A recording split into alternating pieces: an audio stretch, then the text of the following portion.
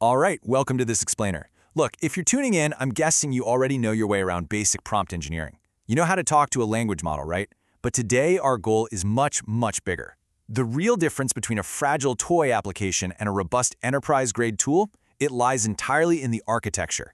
We're going to level up your workflows from simple text generation to architecting actual production-grade, multi-agent AI systems. We are going to completely transform how you build, starting right now. So here's our roadmap for today. First, scaling your AI workflows. Second, the chain of thought. Third, React, which is reasoning plus acting. And finally, multi-agent orchestration. Let's get into it. Okay, Section 1. Scaling your AI workflows from basic to advanced. Let me just ask you this directly, because as an intermediate builder, I know you felt this pain. Why do your complex prompts fail? Because we've all been there, right? You write this massive 3,000-word prompt, and the model confidently spits out a perfectly formatted Python script, only for you to realize it totally hallucinated a library that doesn't even exist, crashing your entire pipeline. So why exactly does that happen? Well, to understand the failure, we really have to look at the evolution of our systems. We have to make the leap from the old way, those monolithic zero-shot prompts, to the new way of modular, reasoning-based workflows. Think of basic prompting kind of like a fire-and-forget missile.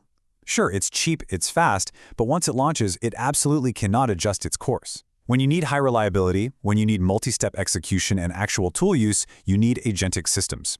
These are more like drones with cameras and steering. They dynamically adjust their path mid-flight to make absolutely sure they hit the target. Here's the fundamental issue with those massive monolithic prompts. It comes down to how these models actually work under the hood. LLMs are pattern matchers. They are not calculators. They generate text auto-regressively, which just means they predict exactly one token at a time. The best way to picture this? It's literally like laying down train tracks while simultaneously driving the train over them. The model doesn't actually plan its destination ahead of time. If it curves just a little too far to the left early on in a complex task, there's no reverse gear. It can't back up to fix the route. It just has to keep building in the completely wrong logical direction.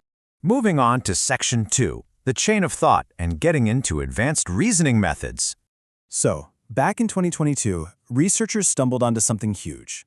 They figured out that simply forcing a model to show its inner monologue literally bypasses those autoregressive limits we just talked about. By asking it to think step by step, you force the model to use up tokens mapping out its logic before it ever outputs a final answer. It effectively creates a scratch pad for itself.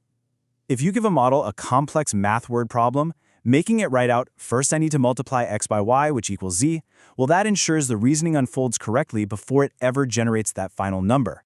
Now, the crucial part is understanding how to actually implement this.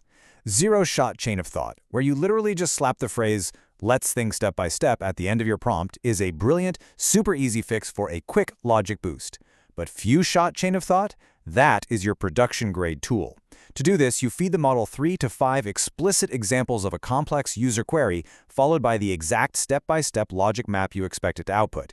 This establishes incredibly strict constraints for complex tasks where accuracy is absolutely non-negotiable. And check out the difference here. Moving from basic prompts to few-shot chain of thought isn't just some minor incremental bump. You are taking your accuracy from an unreliable coin flip all the way up to near production-grade perfection. Basic prompting struggles so hard with multi-step logic. Zero-shot gives you a solid noticeable improvement for sure, but few-shot chain of thought? It pushes that reliability right through the roof. It fundamentally transforms the model by slowing it down and forcing it to lay down a definitive reasoning path. All right, Section 3, the React paradigm. That is reasoning plus acting. Look, having a brain is fantastic, but to really scale up to level 2, we have to give these models hands. They need to interact with the real world. React, reasoning plus acting, is the vital bridge between a model's static, frozen training knowledge and dynamic real-time data. Imagine asking an AI to trade stocks for you, but its training data is 6 months out of date. Total disaster, right? React transforms the model from a dusty encyclopedia stuck in the past into an active agent that can literally go out and grab today's live ticker prices. The whole React engine runs on this simple, continuous loop of 3 steps: thought, action, and observation. Let's walk through a lightning-fast scenario. A user asks, how much did the S&P 500 drop today? Step 1, thought. The model internalizes, okay, I need current financial data. Step 2, action. It actually triggers a web search API. Step 3. Observation. It reads the live results and sees the S&P dropped 1.2%. And then it loops back to thought. Awesome, now I have the exact answer. By looping these steps constantly, the agent adjusts its plan on the fly based on actual reality. This is a total game changer for your workflow. You are no longer crossing your fingers and relying purely on the model's memory, which we all know is prone to hallucination and permanently stuck in its training window. Instead, you're leaning on the React paradigm, its ability to fetch external truth through real-time APIs and, most importantly, verifiable actions.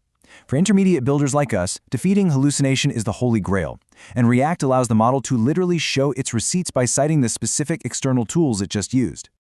Which brings us to Section 4, Multi-Agent Systems, where we orchestrate AI experts. So what actually makes up a complete agent? To work autonomously, an agent needs 5 core systems running in perfect harmony. First, perception, taking in user messages or sensor data. Second, memory, to maintain the ongoing context. Third, planning, to break massive goals down into actionable sequences. Fourth, action, to actually execute the tools.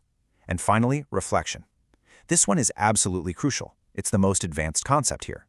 It's the agent's metacognitive ability to literally double-check its own work for errors before it ever presents anything to the user.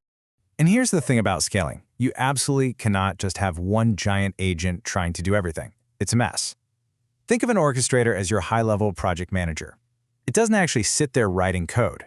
Instead, it routes tasks, synthesizes outputs, and knows exactly how to write the perfect JIRA ticket for a specialist agent. These specialists, like a dedicated code agent or a data extraction agent, they're your highly focused employees. They operate under super strict constrained prompts to execute very narrow tasks with pinpoint accuracy. Now, to keep this whole multi-agent society from collapsing, you have got to architect robust memory systems so the agents don't forget their original goal halfway through a long execution chain. You've got working memory, which lives entirely inside the in-context window of your prompt, but for complex orchestrations, you really need long-term memory. This relies on vector databases and retrieval-augmented generation. It's essentially a massive, instantly searchable filing cabinet where the agent can pull up a specific decision it made 3 days ago exactly when it needs it. Just look at this progression. It completely reshapes your relationship with AI. The industry is moving so incredibly fast, and your skill set is evolving right along with it. You start on day 1 writing basic text prompts. By week 2, you've unlocked chain-of-thought reasoning to fix deep logic bugs. Within a month, you're spinning up React agents that autonomously wield external tools. And by year 1, you are engineering massive, sprawling multi-agent systems. You are moving way beyond simple text generation into the realm of truly robust, enterprise-grade workflow automation. I love this quote from the source material because it totally nails it. The role of the prompt engineer shifts from writing prompts by hand to architecting multi-agent systems. This is a massive paradigm shift, guys. Traditional software engineering is deterministic, right? If X happens, then Y happens. But AI? AI is fundamentally probabilistic. Your job isn't just typing instructions and hoping for the best anymore. Your job is acting as a master architect, building the exact environments, the hierarchies, and the memory structures that guide those probabilities toward guaranteed success. So now that you've got the blueprint to scale way beyond basic prompts, the real fun begins. You understand how to force reasoning, how to bridge static models out into the real world using React, and how to orchestrate highly specialized agents into a cohesive workforce. So I'll leave you with this one thought. What kind of intelligent, multi-agent society are you going to architect next? Are you going to build an automated research team, an autonomous coding squad, or maybe something we haven't even thought of yet?